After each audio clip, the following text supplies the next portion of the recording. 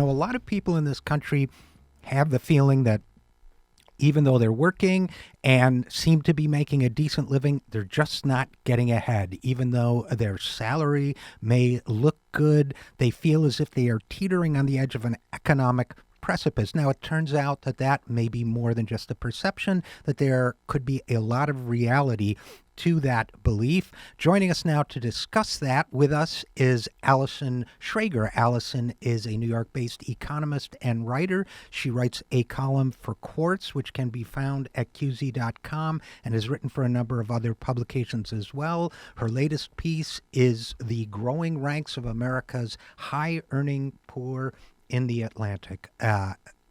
Allison, thanks so much for joining us. Thanks for having me. So what did you find in writing this piece, The Growing Ranks of America's High-Earning Poor? How did you come to write it? What did you conclude? Well, I've always had a background in saving and personal finance. And when I was going through crunching some numbers on the finances of American households, it's just really striking how everyone knows that low-income people don't have a lot of savings, but even people who are solidly upper middle class also just have very spare liquid assets. And while there's a big push to get people to save for retirement, people's actual liquid assets that are available to them, it's really shocking how small they are. So what kind of, when we say shocking and that they're not working poor or poor, what kind of income ranges are we talking about here? We're talking even earning $75,000 to $100,000 a year for a household. So why do you suppose that is, or did you find any data on it, or do you have any theories? Why would it be that someone making, for example, a six-figure income or $75,000, which is well above the household average and so on, why would a person like that lack in savings and be in economic risk? Well, there's a lot of financial pressures on families now. I mean, paying for education is expensive, saving for retirement. People now have to do that for themselves instead of their company. Healthcare expenses have gone up, and there's probably just not a lot of room left to be saving.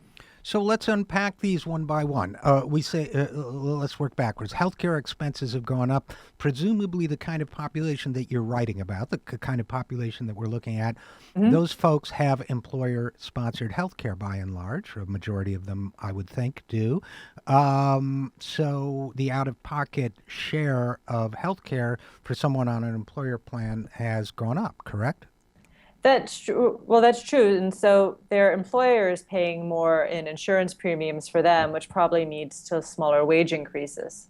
Well, so that's where it's showing up there. Well, and it's also showing up, I might add, if you look at some of the actuarial data, Milliman and so on, in that the out-of-pocket costs for healthcare for people with a good PPO-style health plan are growing much more quickly than inflation, general inflation as well. So I think they're getting hit from both ends, probably. Yeah, exactly. A lot of, the high deductible plans require a lot more out-of-pocket expenses, and they mean lower premiums, but if those aren't showing up in wage increases, then workers are just getting pinched. Yeah. And, okay, and we've also got the issue of student debt. We now have, $1.3 trillion in student debt, 41 million Americans in student debt, if I remember my numbers correctly. So that presumably affects people, too, as they enter the workforce. If they're carrying this burden of debt and paying it back, it's harder for them to save, right? Yeah, well, we're going to see that happen. The sample I was looking at, I looked at middle-aged people, so age 40 to 55, so sort of to get people in their prime earning years and see if they're saving then. So presumably they wouldn't have a lot of student debt, but they are probably paying quite a bit to educate their children, even if their children are taking on debt. Saving as well for education to help maybe spare their children that burden. Yeah, and it's interesting. We're talking with Allison Schrager, economist and writer. If they're not saving in that age range, which is anywhere from 10 to 25 years in advance of what used to be anyway the traditional retirement age, then they're really not going to be in a good position to eke by, to get by upon retirement. And that leads to the third point you made, which was the lack of the traditional, what they used to call defined benefit pension for people who work for a number of years for a company and then know they have a percentage of their salary annually until they die, right? Yeah, and it's interesting with the retirement savings because if you first look at financial assets, it looks like it's gone up over time. Like people have never really saved. But then you figure, well, before their employers did some saving for them through their defined benefit plan, and now they're having to do it themselves. You'd expect savings to go up a bit. So when you take out that component, you realize, wow, savings has really gone down. And not only that, I mean, if you actually look at what they have put aside for their retirement, it's really not very impressive. I think I found, like, you have people now approaching their 60s who, maybe have $70,000 saved for their entire retirement, which, might sound like a lot, but it really isn't enough to fund 30 years of saving, of consumption.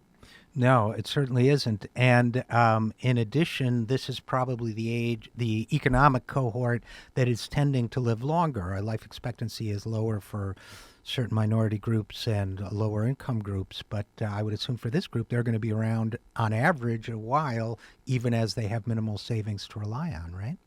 Exactly. So they're probably end up almost literally wholly dependent on Social Security, which is, worrying for everyone.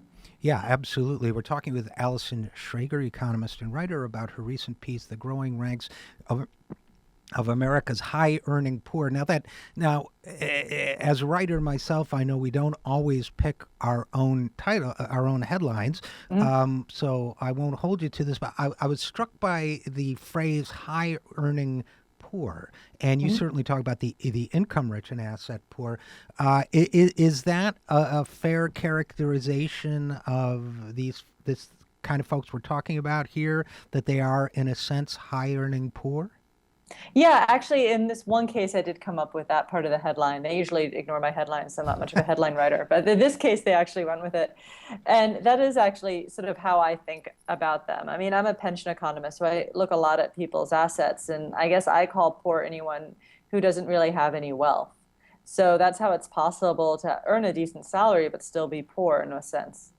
And in my introduction, Allison, to our talk, I described these folks as people who are teetering on an economic precipice. And the reason why I did that is because, look, if they get injured, if they get disabled, if or and when they retire, if in fact people making $75 to $100,000 suddenly find themselves reliant on Social Security disability or Social Security to get them through, their world as they know it economically is going to collapse, right?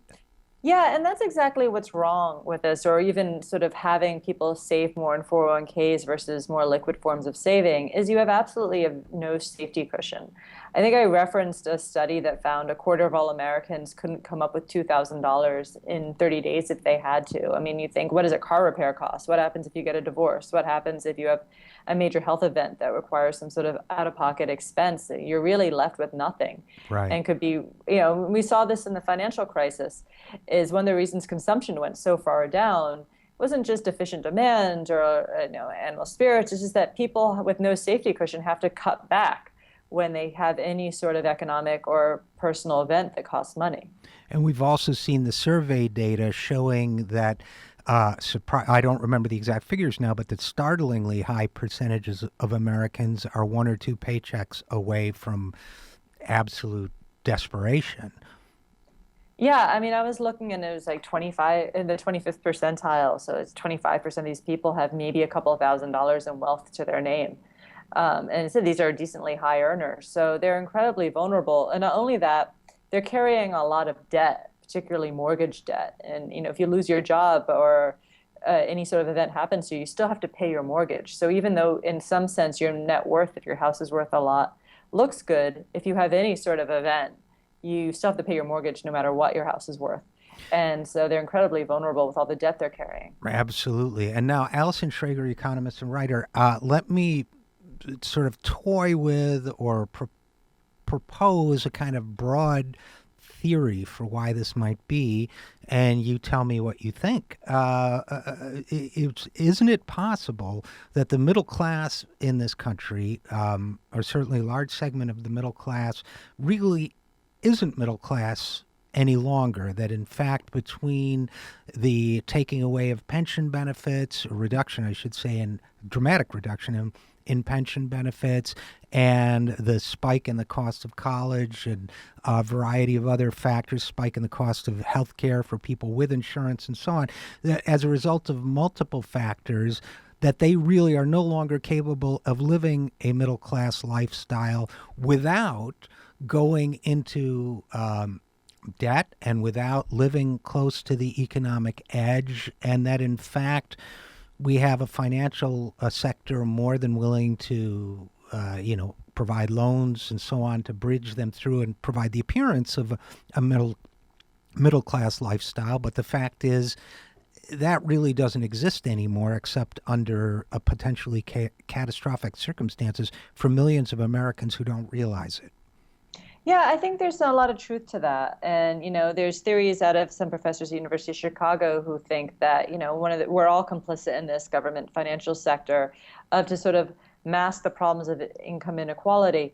Because, I mean, what we're seeing is it's a complicated situation, because what we mean by middle class and middle class lifestyle is the expectations of what that means is rising. Like, you're supposed to have all these electronics and send your children to college.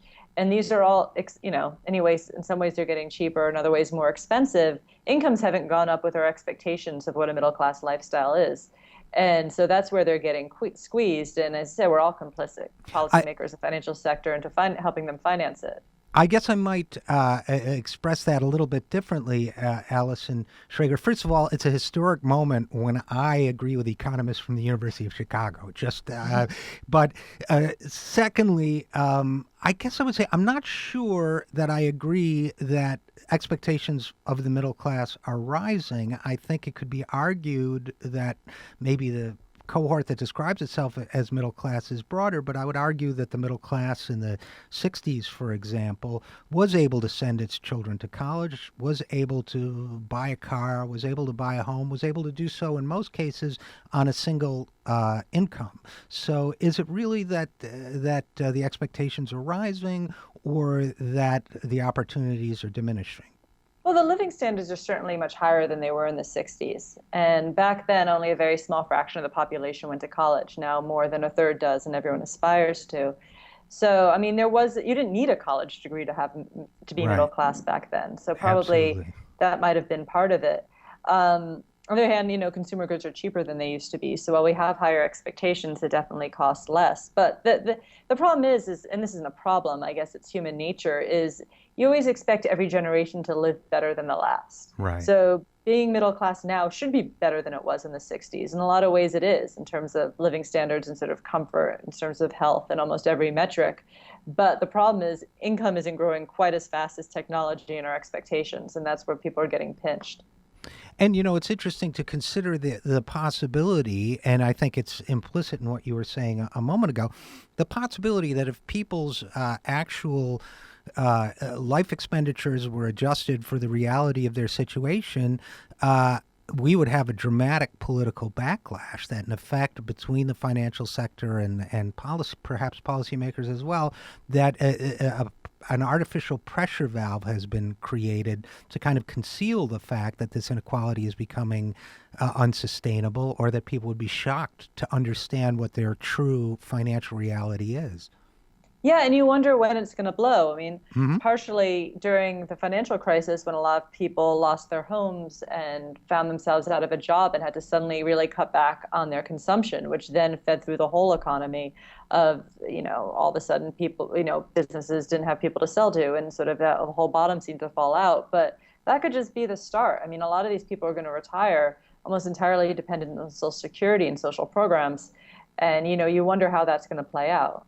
I sure do. I think we all do. So listen, I've found this article of yours, The Growing Ranks of America's High Earning Poor, extremely informative, and I've really enjoyed our conversation about it. I don't know if enjoyed is the right word, because it's a troubling topic, but I certainly found it engaging.